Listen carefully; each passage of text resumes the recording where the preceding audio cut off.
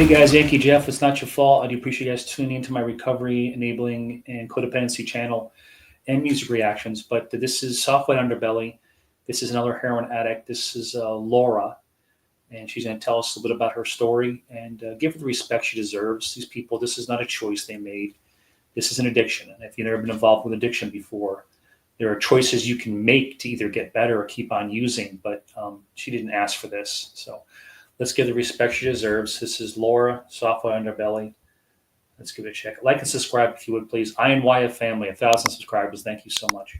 Lana, where are you from originally? Pennsylvania. Pennsylvania. And how long have you been down here in Skid Row? About 5 years. 5 years? Mm-hmm. And where do you stay? Where do you sleep? On Crocker. Do you have a tent? I normally have a tent with my husband. However, right now, I don't. Where's your husband? He's in jail. He's in jail. What was he in jail for? Possession. Possession. How much time do you get for possession?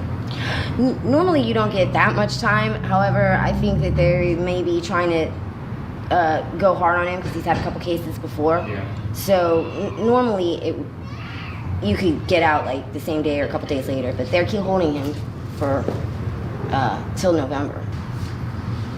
What drug are you using currently? Heroin. Heroin. And do you do meth as well? Oh, we mix it together. You mix it together. Mm-hmm. And you smoke it? Shoot it. Shoot it. Okay. Wait, what age did you start using drugs? I didn't actually. Well, growing up, let's see, around age 13, I smoked some weed from like 13 to like 20 something. Then I quit using drugs altogether. Uh-huh. And then I got real heavy into cocaine for a while, sniffing it. Quit, no problems. Then I got into crack, and I did that for a good like a while. And then I stopped doing the crack and got into heroin, crystal meth. How much do you spend on, what was your addiction cost, the heroin and that per week, let's say? I'd say probably at least, let's see, at least $100 and something a day. Yeah. So you go 150 times 7 or 160 times 7? 150 a day. 160. What do you guys do for money? Well, I get a VA pension, and also my husband gets Social Security. So, however, I quit drinking. They got you to stop drinking? Yeah, I just chose hard drugs instead. Yeah. Yay. And now, what's going on with your arms? You got bandages up? Yeah, these are from, I'm not sure what they're from. They said that they were from shooting heroin and my arms got infected. They're doing a lot better, but I don't think that's the case. I don't know what the deal is. They're like really big holes. Yeah. Yeah, they go pretty deep. And how long have you guys been married? Well, we've been together since well, we're not technically married legally.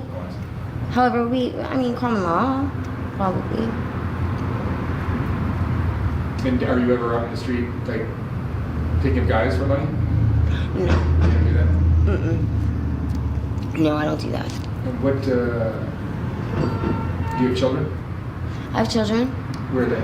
They're in Pennsylvania. And who's raising your kids? Their dad. Okay. I heard that my one son got into a car crash, and my oldest son, and ended up passing away. I don't know if that's true or not because I haven't talked to them in years. I'm too afraid to call and find out. How old are you? How old? You heard that, right?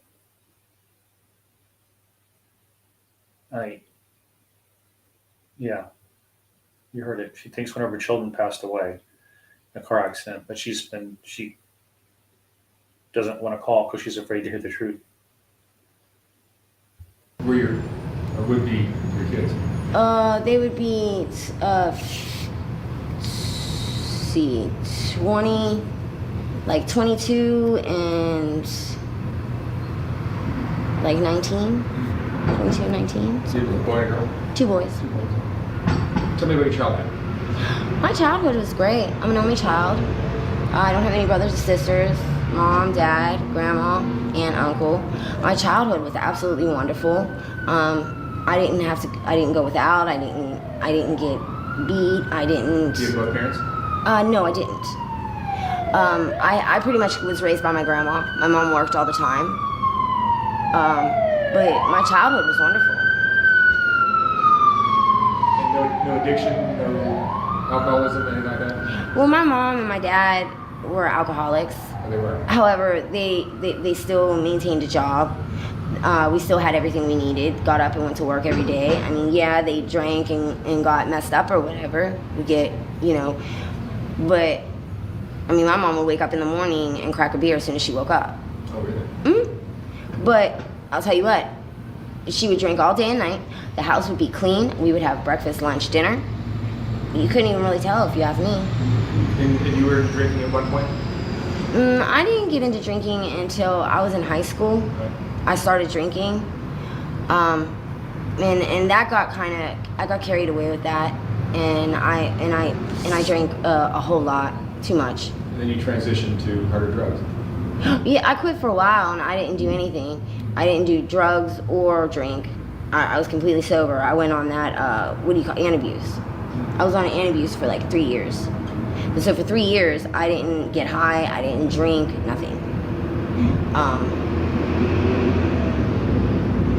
I didn't like it, but I did it. It all went well, and then I just decided to start doing it again because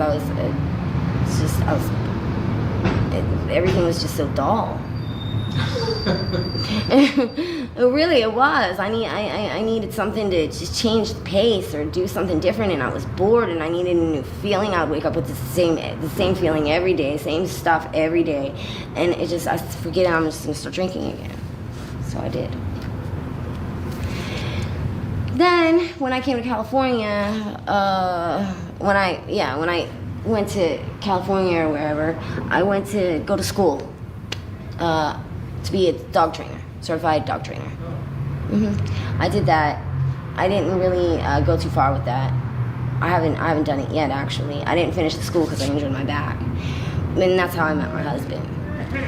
And my husband had invited me over to have a few beers, and I never left. We've been together ever since. Did you ever talk to your family? I don't have any family. They're all dead. Your parents are gone? Yeah, my mom, my dad, my gram, my aunts, my uncles. Your sons? You don't...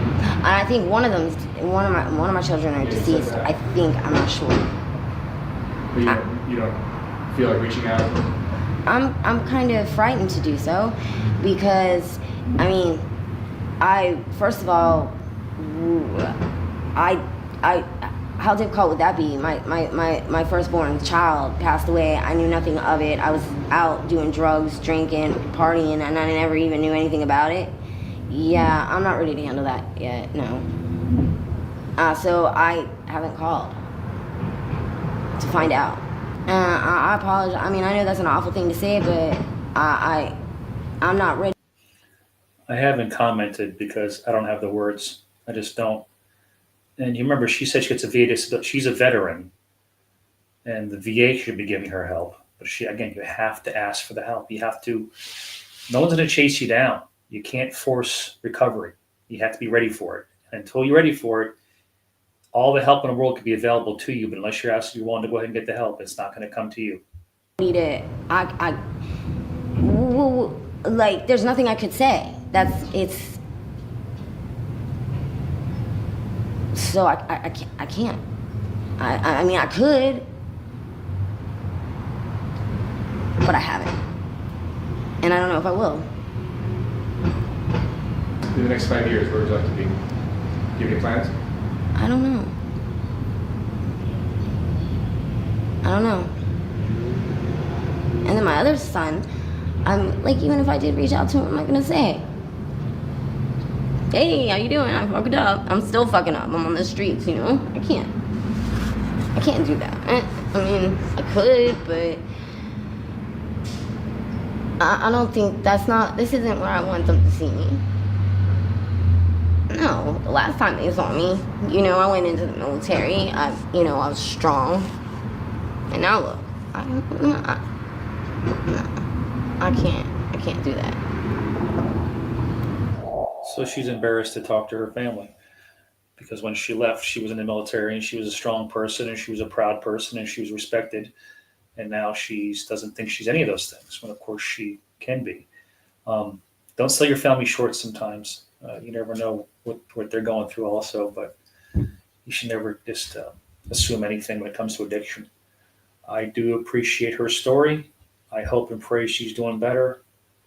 And you got to keep on coming back because it does work if you work it. It will work. Alcoholism addiction can be beaten and can be conquered and can be an option if you give it the opportunity and you actually work the program. Keep coming back. It works if you work it. Let it begin with you. And by all means, say a prayer for the prayer. Say a prayer for people like Laura because she can use it. And for her family and for her son if he did indeed pass away, because you have to say a prayer for the prayerless. And that's the person I should be praying for. That was tough. That was a tough one. Thanks, guys. I do appreciate it. I am Wyatt family. Thank you so much for everything. Over 1,000 subscribers. Keep coming back. All right, guys. God bless. Talk to you soon.